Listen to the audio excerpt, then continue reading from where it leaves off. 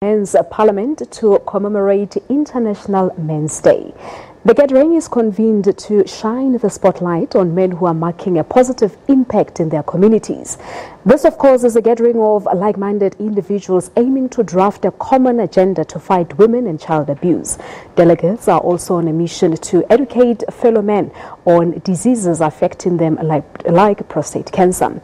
The theme of this year's Parliament is institutionalizing a responsive men's movement. The Parliament has also committed to raise awareness about male suicides as well as domestic violence against men. The Department of Social Development says it wants to launch a Remember My Name campaign to record all femicide-related deaths. All right, let us now take this discussion further with the Deputy Minister of the Department of Social Development, Hendrietta Bogopane Zulu. And we also have Dr. Matume Khanare. He, of course, is the co-chairperson of Men's Sector. They join me live from our studios in Parliament. Good afternoon to both of you. Thank you so much for coming through. Thank you so much, Palisa, for having us. Good afternoon, Palisa. Thank you so much indeed. Well, DM, let's start with you. As we said that, of course, there is no doubt that indeed initiative of this nature is needed here in South Africa. We recently had Gender Summit here in Johannesburg. How do we know that this particular parliament is not just another talk shop? Firstly, Palisa, we launched the men's movement. We re-energized it when we did the summit in Devon. We've had the 9 provincial men's parliaments that culminated in this particular national parliament. We're going to have district parliaments. We're going to have a lot of campaigns that are going to be led by men, for men. So we have reached this particular stage. The men have the energy, so it can never be a talk shop. There's a lot of activities that men themselves have actually outlined, and there is a lot of work that men themselves are going to do with the support of us as a department from different aspects in terms of ensuring that we don't see men only as perpetrators, Palisa, but we begin to make them part of the solution to rebuild the South Africa that we want, but to also get us to zero gender-based violence, zero new HIV infection, zero child poverty. So to get the NDP to get to 2030, we need to make sure that men are mobilized and they hold each other accountable. And this parliament is but one of the many activities. Yeah, and many of these men, on the other hand, Deputy Minister, they blame the criminal justice system for being the missing link really in the fight against gender-based violence. So how are you as lawmakers, aim to sort of tighten up legislation which can, on the other hand, enable the courts to act decisively against women abusers? I think there's a lot that needs to be done. We do have a legislation, Palisa, that actually outlines what must happen. The question is getting it done.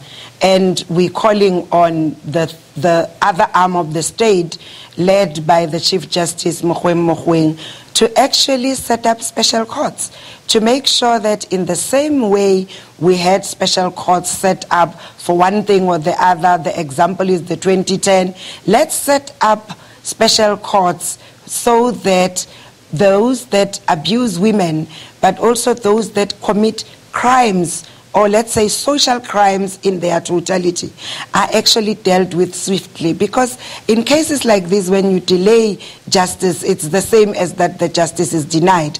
So this is another call to the other arm of the state that I know men in their leaders are going to be engaging with the Chief Justice to actually register their concern as well, because they are very concerned also about the delay of justice. All right, let's bring one of the men who have actually taken it upon themselves to actually look at this issue and make sure that they fight the scourge of gender-based violence.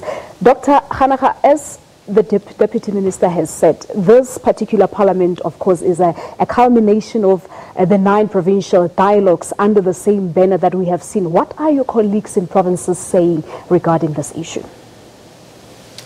Our colleagues in provinces are saying 3 main things. The first one is that we need to look at redefining the man. we do appreciate that this is a constant shifting definition that must respond, to the day. And currently, in the moment, when we look at the high levels of violence that we're confronted with in the country, as well as the general, burden of disease, and as men, in terms of our role as, in certain aspects, being the drivers of those particular violence and burden of disease, we need to really redefine our role in society, in ensuring that we build a society that is, responsive, a society that is, promotes health.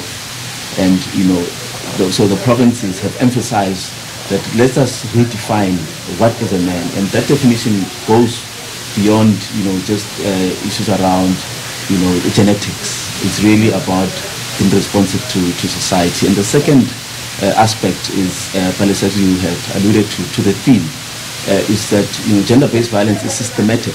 All right. So Dr. Hanaka, we're having some problems and challenges with your microphone. We're just going to sort that out in the meantime. But let me just bring back the Deputy Minister into the conversation. Now, DM, from a government point of view, how do you believe that men can actually help in fighting the scourge of gender-based violence? The biggest problem, Palisa, is men are the perpetrators. So from a prevention perspective, you need to begin to address the issues around holding each other accountable. So we want to say there are good men out there.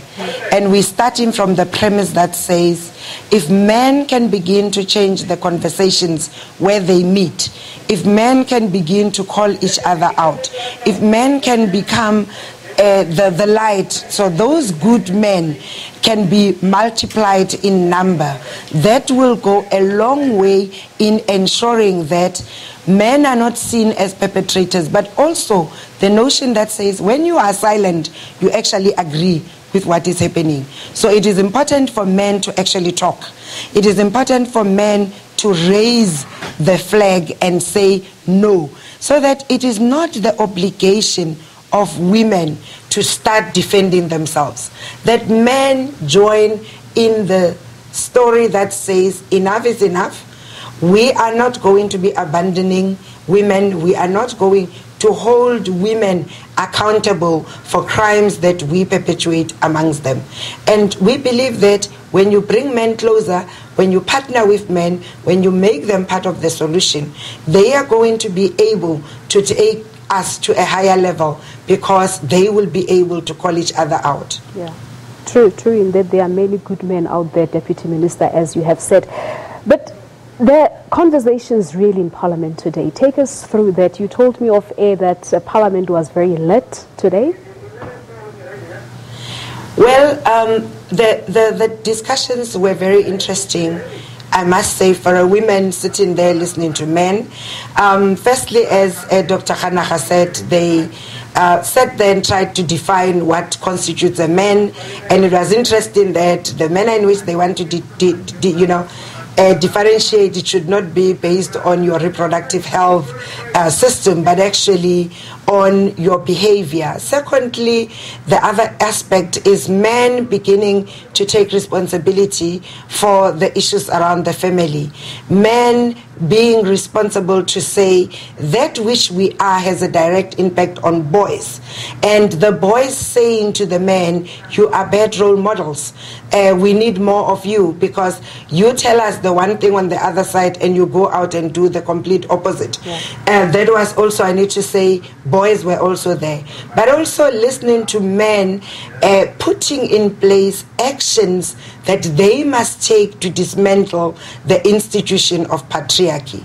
But also listening to men committing themselves and acknowledging that they need healing, that they are hurt, they need healing, and calling on us, for an example, as a department, to make available psychosocial services as part of the healing process, but to also make shelters available where men can go when the world seems to be closing in. So just the admission that we are hurt, we need help, and we need support is the beginning of a very long journey. That is indeed a correct step, or rather a step in the right direction. Let's just bring Dr. Kganagha back to the discussion. Now, you made a very interesting point earlier, a definition of a man. How do we define men in general? Because I do remember that a few months ago with the rise in femicide cases, we started seeing a whole lot of definitions. Men were called trash and so on. But how do you define men? So this is a working definition, but what we are clear on is that, like the Deputy Minister has alluded, that our definition of man is not based on genetics, but it's rather, and individuals firstly, identify themselves as a man, acknowledging that men come in various diversity.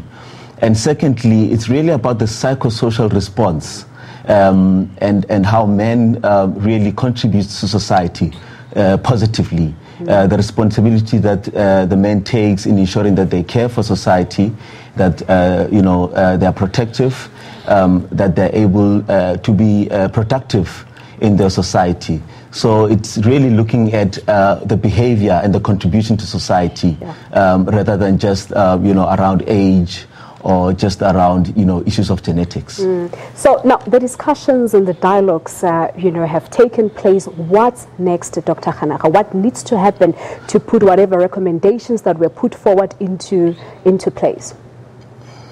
So like our theme alludes to, institutionalizing a responsive men's movement. And Parliament is a place that we have identified as an institution that, it is the space in which we are going to organize ourselves. Parliament is a space where, of course, there is public participation. As we are well aware, under the pen of Takuwani Riime Men, is that we need to bring men in their diversity, men from different formations into one space so that they participate through this process. And the second part, of course, is that given the high rates of gender-based violence, as I alluded to earlier, the high rates of burden of disease, we need to be responsive, and so we need to account. And so Parliament is the perfect place for us to account, to the response. We've got a number of plans, we've got a number of strategic plans on the table with very clear targets. Now we need to be held accountable to say, how far are we in responding to those challenges? And of course, the third one is ensuring that we sustain the rule of law. So we have declared 2019 the year of District Men's Parliament, following our successful provincial and national men's parliament. All right, we could talk for hours, Dr. Kganagha, but time constraints, we'll leave it at that. Many thanks there to you, and of course to the Deputy Minister of the Department of Social Development, Hendrietta Bogopane, Zulu. Dr. Kganagha is the co-chairperson of the organization that's called Men's Sector, talking to us about Men's Parliament, the first one of its kind here in South Africa, where men were actually sitting down and discussing the challenges, most importantly, looking at issues around gender-based violence. And I know, Peter, you're probably sitting here and thinking, this is such a bad woman that I'm working with. I never said Happy International Men's Day. Thank you very, very much indeed. And it is a great day to celebrate.